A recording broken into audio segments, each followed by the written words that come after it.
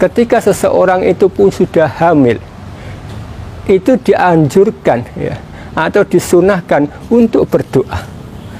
Jadi seseorang itu di dalam hadis Rasulullah Shallallahu Alaihi Wasallam, hadis Abdullah ibnu Mas'ud ya, dikatakan Rasulullah pernah mengatakan, ida akhadakum yusbahu khalqahu yujma'u khalqahu ya, ida akhadakum yujma'u khalqahu fi batni ummihi arba'ina yauman.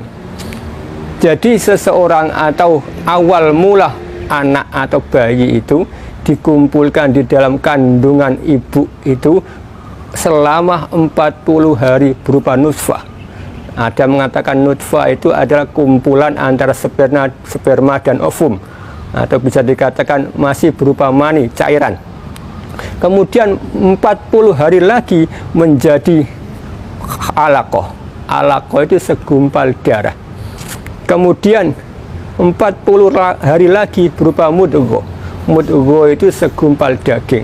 Jadi genap 40 hari pertama masih berupa cairan yang namanya sperma dan ovum tadi. 40 hari kedua berupa alaqah, segumpal darah. 40 hari ketiga berupa mudghah, segumpal daging.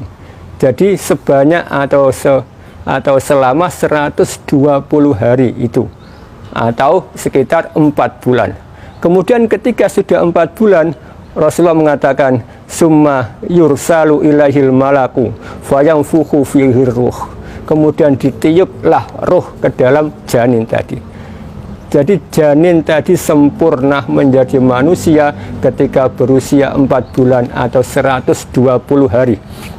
Jadi ketika kita mau bersyukur atau mengadakan tasyakuran ketika mempunyai bayi, ya selayaknya ketika kandungan dalam ibu tadi berusia 4 bulan atau 120 hari.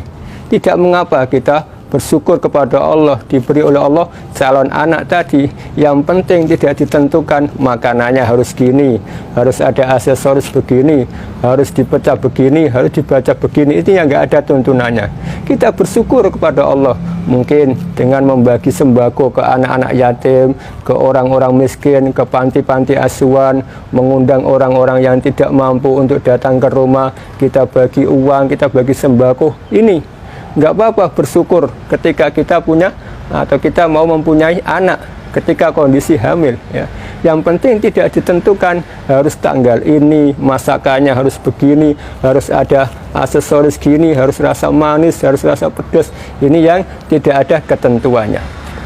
Kemudian ketika yang ketiga tadi selesai dibentuknya seorang manusia yang ada di janin, ditiupnya roh tadi, maka seorang istri disunahkan untuk banyak istighfar, membaca doa atau wirid istilah kita, atau membaca kalimat-kalimat thayyibah, atau kita membaca Al-Quran paling enggak 1 juz. Untuk siapa? Untuk si janin tadi. Agar apa? Si janin tadi tumbuh dewasa atau tumbuh nanti ketika lahir dalam kondisi yang sudah kenal ayat-ayat Allah, sudah kenal Allah.